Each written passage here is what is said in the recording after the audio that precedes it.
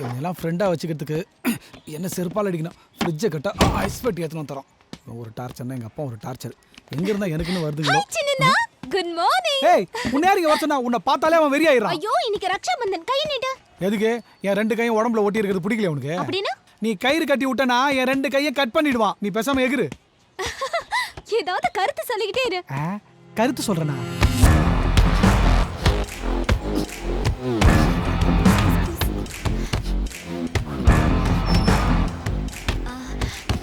அண்ணா. ஏய் இங்க எதுக்குடி வந்த? எத்தனை தடவை சொல்றது வெளிய போ. அண்ணா இன்னைக்கு ரக்ஷா பந்தன்னா. ஓஹோ உங்க அப்பா சொல்லி அம்ச்சானா?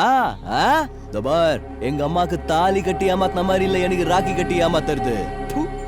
ஒவ்வொரு வருஷமும் இதே வேலையா போச்சு. பிச்சைக்காரனை கூட ஒரு தடவை துப்பி அனுப்பிட்டா மறுபடியும் அந்த பக்கம் வரமாட்டான். ஏண்டி உனக்கு நானும் ரோஷம் மான மரியாதை எதுவும் இல்லையா? எப்படி இருக்கும்? அவன் பொண்ணு தானே.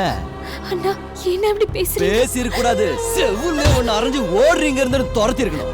அதுக்கு நான் உன்னை தொடணும்ல. அது அசிங்கண்டி எனக்கு. ஏய் இவள வெளிய அனுப்புறியா இல்ல உன்னையும் சேர்த்து துரத்தி விடுவா? அண்ணா ப்ளீஸ். கதவை திறந்து வச்சா கண்ட நாய்ங்களா உள்ள வருது. போடி வெளிய.